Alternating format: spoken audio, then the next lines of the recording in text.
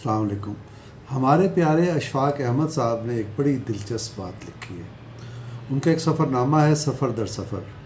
سفر در سفر میں انہوں نے یہ لکھا ہے کہ ہر انسان بنیادی طور پر بزدل ہوتا ہے، لیکن لوگوں کو دکھانے کے لیے چھوٹی چھوٹی بہادری کے واقعات کرتا ہے اور پھر ایک دن وہ مستقل طور پر بہادر بن جاتا ہے۔ اب اگر ہم اسی کلیے کو اپنی سیاست میں دیکھیں کہ اس پر یعنی کس چیز پر منطبق ہوتی ہے، تو ہمارے سامنے کا واقعہ ہے تحریک عدم اعتماد کا۔ ہماری حکومت عمران خان اور ان کی جماعت جو تھی، وہ سب سے زیادہ اگر کسی چیز سے خوفزدہ تھی تو وہ تحریک عدم اعتماد تھی۔ اور لگتا نہیں تھا کہ یہ اس کا سامنا کر سکیں گے، لگتا نہیں تھا کہ اسپیکر قومی اسمبلی ایسے پیش کرنے کی اجازت دیں گے۔ تو یہ تو بات درست ثابت ہوئی کہ اسپیکر قومی اسمبلی اسد قیصر صاحب پہلے بنی گالہ چلے گئے اور بنی گالہ سے لوٹے تو انہوں نے ڈپٹی اسپیکر کے سپرد ایوان کر دیا، جنہوں نے تحریک عدم اعتماد پیش کرنے کی اجازت دی۔ تو اب یہ تحریک عدم اعتماد پیش ہو چکی، اور اس سے اور جو کچھ بھی ثابت ہوا، ایک بات یہ ثابت ہوئی کہ بالآخر تحریک انصاف جس چیز سے آنکھیں بند کرنا چاہتی تھی، بالآخر اس کا سامنا کرنے کا فیصلہ کر لیا۔ کیوں کر لیا؟ اس لیے کہ اس کے علاوہ ان کے پاس کوئی راستہ ہی نہیں تھا۔ ایوان میں یہ جو تحریک پیش ہوئی ہے، اس سے پہلے پنجاب اسمبلی میں بھی تحریک، اسمبلی میں نہیں، پنجاب کے وزیر اعلیٰ کے خلاف تحریک عدم اعتماد پیش کر دی گئی ہے۔ اسمبلی میں پیش ہونے میں بھی کچھ وقت لگے گا۔ اب قومی اسمبلی کی حد تک تو ضابطے کی کارروائی کا انتظار ہے کہ جمعرات تک، جب تک کہ بحث نہیں ہوتی، اس وقت تک لوگوں کو انتظار کرنا پڑے گا۔ اس دوران ساری سیاست ایوان سے باہر منتقل ہو جائے گی، دو طرح سے۔ ایک کہ جوڑ توڑ کا سلسلہ اور ملاقاتوں کا سلسلہ جو پہلے ہی بہت عروج پر پہنچا ہے، مزید پیک پہ چلا جائے گا۔ دوسرا کیا ہوگا؟ دوسرا یہ ہوگا کہ عمران خان نے جو کوشش کی ہے اپنی بچاؤ کے لیے، اور انہوں نے جو بھٹو صاحب کی طرح ایک ہیرو بننے کی کوشش کی ہے، یہ بحث اس طرف منتقل ہو جائے گی۔ کیسے منتقل ہوگی؟ انہوں نے کوشش یہ کیا تھا کہ انہیں وہ ثابت کر دیں کہ وہ بین الاقوامی سازش کا شکار ہوئے ہیں، کیونکہ وہ بھٹو کی طرح آزادانہ خارجہ پالیسی اختیار کرنا چاہ رہے تھے، اور ان کے اپنے الفاظ میں کہ ہمیں تحریری طور پر یہ دھمکی دی گئی کہ ایسا نہ کریں۔ اور یہ دھمکی کیسے دی گئی؟ یہ ایک بڑی مضحکہ خیز بات ہے۔ یہ دھمکی ہمیں قومی مفاد کے نام پر دی گئی ہے۔ اس بات پر ہمارے تجزیہ کار غور نہیں کر رہے۔ یہ جملہ بڑا امپورٹنٹ ہے کہ انہوں نے کہا کہ یہ دھمکی ہمیں قومی مفاد کے نام پر دی گئی ہے۔ قومی مفاد کے نام پر دھمکی دینے کا کیا مطلب ہے؟ کیا اندر سے کوئی دھمکی آئی ہے؟ اور قومی مفاد کو سیف گارڈ کون کرتا ہے؟ پاکستان کے عوام یا پاکستان کے محافظ؟ تو کیا ان کا رخ اس طرف تھا؟ تو یہ ایک بڑی غیر معمولی بات ہے۔ ہمارے تجزیہ کاروں کی توجہ ابھی تک اس نقطے کی طرف نہیں جا سکی۔ تو وہ کیا کہنا چاہ رہے ہیں؟ ایسا لگتا ہے کہ وہ ایک سیاسی شہید اور سیاسی مجاہد بننے کی کوشش میں انہوں نے یہ بات کہی، لیکن ان کی ایک ناکامی رہی۔ اس کا اندازہ کہ وہ فارن پالیسی اور غیر ملکی سازش اور غیر ملکی سرمایہ وغیرہ کی تو بات کریں گے، تو یہ تو پہلے سے اندازہ تھا۔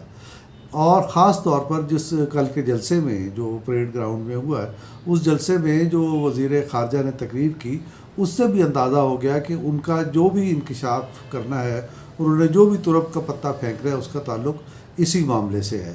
لیکن ایک بات اور بھی واضح ہوئی وزیر خارجہ کی تقریر سے۔ وزیر خارجہ نے پہلی بات تو یہ کہی کہ وہ آن اوتھ ہیں، تو وہ بہت سارے معاملات کا بے نقاب نہیں کر سکتے۔ لیکن ایک اور بات، یعنی ان کا یہ دعویٰ اصل میں کس طرف لے کے جاتا ہے ہم یہ آپ کو بتائیں گے، لیکن ہم آن اوتھ ہوتے ہیں قومی مفاد کے حق میں، قومی مفاد کے خلاف آن اوتھ نہیں ہوتے، لہٰذا ہم چیزیں بتا بھی سکتے ہیں، کہہ بھی سکتے ہیں۔ تو بنیادی بات یہ ہے کہ انہوں نے ان کی تقریر سے یہ نظر آتا تھا کہ وہ اس معاملے میں یکسو نہیں ہے۔ عمران خان چاہتے ہیں کہ وہ اس معاملے میں کوئی کردار ادا کریں، لیکن ان کی ساری گفتگو کا لب لباب یہ ہے کہ وہ اس کے لیے ذہنی طور پر تیار نہیں تھے، لیکن چونکہ وہ عمران خان کی ٹیم کا حصہ ہیں، اور لیکن چونکہ عمران خان ان کے لیڈر ہیں اور انہوں نے ان کو کمپیل کیا ہوگا، انہوں نے دباؤ ڈالا ہوگا کہ آپ کو یہ کرنا ہی کرنا ہے، لہٰذا انہوں نے کیا۔ تو یوں ہم وزیر خارجہ کی تقریر کو عمران خان کی تقریر کا دیباچہ کہہ سکتے ہیں، پریفیس کہہ سکتے ہیں۔ تو وہ جو اس کا پریفیس تھا، وہ اگرچہ اس سے یہ واضح ہو رہا تھا کہ یہ فارن پالیسی کی بات ہے اور اس کا تعلق کسی غیر ملکی سازش سے ہے، لیکن اس کے باوجود حقیقت یہ ہے کہ وہ کوئی بہت اچھا مقدمہ پیش نہیں کر سکے، عمران خان کے لیے بہت اچھے انداز میں زمین ہموار نہیں کر سکے۔ اس کے بعد جب یہ 2-2.5 گھنٹے کا کانسرٹ ہوا اور اس کانسرٹ کے بعد عمران خان نے تقریر کی، تو عمران خان نے جو تقریر کی، ان کی ساری تقریر جو 1.5-2 گھنٹے کی تھی، وہ تو روایتی تھی۔ صرف اس میں خاص بات یہ تھی کہ عمران خان بجھے ہوئے تھے، ماضی کی طرح خوش و خرم نہیں تھے۔ جب ان کے جلسے کے حاضرین، جب وہ لوگوں کے لیے بد کلامی کرتے ہیں اور جلسے کے حاضرین ان کے تحریک انصاف کے لوگ خوش ہوتے ہیں اور اس پہ نعرے لگاتے ہیں اور عمران خان کو مزید اکساتے ہیں کہ وہ اس طرح کی بات کریں، تو ایسے مواقع پر خوشی عمران خان کے چہرے پہ نظر آیا کرتی تھی، لیکن کل کے جلسے میں ان کے چہرے پہ خوشی دکھائی نہیں دی۔ اس سے کیا مراد ہے؟ اس سے مراد یہ ہے کہ حقائق تک وہ پہنچ چکے تھے اور ان کی سمجھ میں آ چکا تھا کہ اب ان کے پاس سیاسی طور پہ بچنے کا کوئی راستہ نہیں ہے۔ اب ان کے پاس جو راستہ ہے وہ یہ ہے کہ وہ آئندہ کی حکمت عملی تیار کریں۔ تو یہ جو خارجہ پالیسی کا معاملہ ہے، یہ جو دھمکی کا معاملہ ہے، یہ بنیادی طور پر اسی سے ریلیٹ کرتا ہے، مستقبل کی حکمت عملی کے ساتھ۔ تو انہوں نے اس موقع پر جو بات کہی کہ انہیں دھمکی دی گئی اور قومی مفاد کے نام پر دھمکی دی گئی، یہ بات وہ اسٹیبلش نہیں کر سکے۔ انہوں نے بھٹو بننے کی کوشش ضرور کی، لیکن وہ بھٹو بن نہیں پائے۔ کیوں؟ کہ بھٹو صاحب جب راجہ بازار میں آئے اور انہوں نے امریکہ کے وزیر خارجہ سائرس وینس کا خط لہرا کے دکھایا، تو انہوں نے امریکہ کا بھی نام لیا، امریکہ کو سفید ہاتھی بھی کہا، اور اس کے علاوہ ایک پورا ان کے پاس کہانی تھی بیان کرنے کے لیے۔ اس کے مقابلے میں عمران خان کے پاس بیان کرنے کے لیے کوئی کہانی نہیں تھی، اور یہ بات لوگ بھول جاتے ہیں اور لوگ راجہ بازار کا بہت زیادہ ذکر کرتے ہیں، لیکن راجہ بازار کے علاوہ بھی ایک بات ہے۔ عمران خان نے صرف راجہ بازار میں جا کے تقریر نہیں کی تھی، عمران خان نے صرف راجہ بازار میں جا کے خط نہیں لہرایا تھا، عمران خان نے قومی اسمبلی میں بھی ایک تقریر کی تھی، اور قومی اسمبلی کی تقریر میں وہ پورے بین الاقوامی حالات کا تجزیہ پیش کیا تھا، اور انہوں نے وہ واقعات بتائے تھے جن کو بقول بھٹو صاحب کے امریکہ نے ان کا جرم بنایا اور ان کو سزا دینے کی کوشش کی۔ تو انہوں نے وہ پوری کہانی بیان کی تھی۔ تو اس موجودہ سینیریو میں سوائے اس بات کے عمران خان اور بھٹو صاحب میں کوئی یگانگت نہیں ہے، کوئی اس میں یعنی کوئی مماثلت نظر نہیں آتی کہ عمران خان کی خواہش تو بھٹو بننے کی ہے، لیکن عمران خان کے پاس بھٹو بننے کے لیے کہانی کوئی نہیں تھی۔ تو وہ صرف انہوں نے ایک پھس کوشش کی جو ناکام رہ گئی، اور اس کا ہمیں یہ بھی ثبوت ملتا ہے کہ وہ قومی ایجنڈے کا، گفتگو کے ایجنڈے کا، بحث کا موضوع نہیں بن سکی۔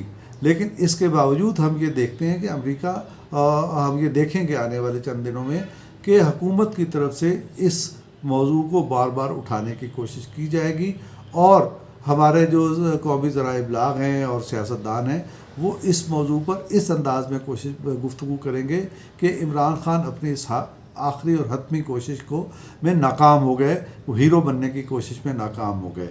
تو ایک تو یہ بات ہے۔ دوسری بات یہ ہے کہ کل کے جلسے کا ایک اور مقصد بھی نظر آتا ہے۔ یہ بات بالکل اوبویس ہے کہ وہ جو 10 لاکھ اور 20 لاکھ کے دعوے تھے اس میں تحریک انصاف بالکل ناکام ہو گئی ہے۔ وہ جلسہ بہت بڑا جلسہ نہیں تھا، لیکن اگر کوئی یہ کہے کہ وہ 10-20 ہزار کا جلسہ تھا تو نہیں، وہ 10-20 ہزار کا جلسہ بھی نہیں تھا، وہ اس سے بڑا جلسہ تھا، اور اتنا بڑا جلسہ تھا جتنا بڑا جلسہ کرنے کی تحریک انصاف جو ہے سکت رکھتی ہے۔ تو 35-40 ہزار کا یا 45 ہزار کا جلسہ تھا، تو 45 ہزار کا جلسہ چھوٹا نہیں ہوتا۔